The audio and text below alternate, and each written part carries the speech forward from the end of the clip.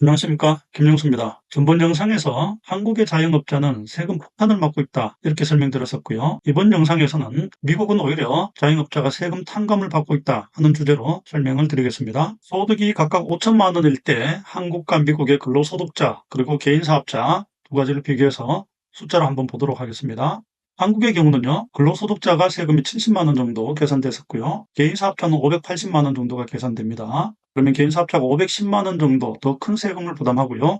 이거는 근로소득자보다 8배에 해당하는 큰 세금을 부담을 하고 있습니다. 반대로 같은 상황을 가정해서 미국 법에 따라서 계산하게 되면요. 미국의 근로자는 470만 원 정도 세금이 나오고요. 개인사업자는 320만 원 정도의 세금이 나옵니다. 결국 미국의 개인사업자는 150만 원 정도 세금을 적게 부담을 하게 되는 결과가 되고요.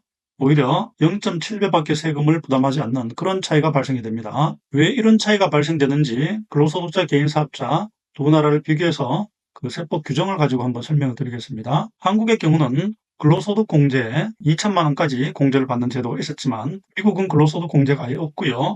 오히려 개인사업자에 대해서 사업소득 금액의 20%까지 공제받는 이런 제도가 있습니다. 그 다음에 한국의 근로소득자는 주택 차입금 상환 금액의 40%를 공제받는 특별소득 공제, 그 다음에 근로소득세를 줄여주는 근로소득세 공제, 그 다음에 의료비 교육비에 대한 세액 공제, 그 다음 신용카드 소득 공제 이런 공제 제도를 적용받지만 미국 같은 경우는요.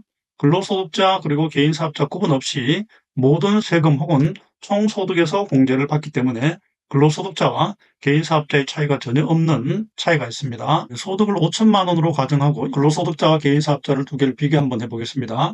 미국 세법에 따라서 세금을 계산해 보면요. 미국의 경우 일반적으로 공제받는 항목들이 의료비 공제, 그다음에 주정부에 내는 소득세 공제, 그다음 주택 대출금 이자 공제, 그다음에 주택에 대한 재산세 공제 이런 것들이 일반적인 소득 공제인데요.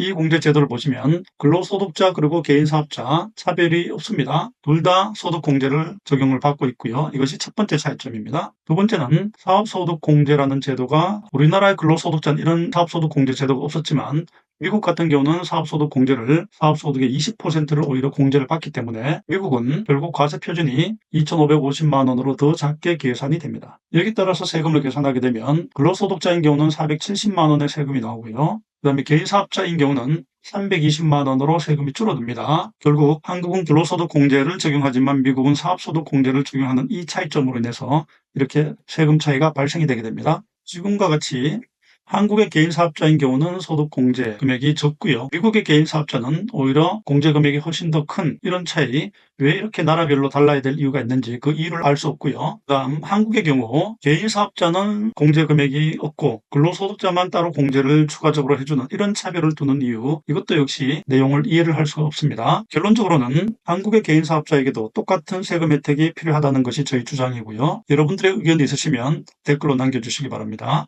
감사합니다.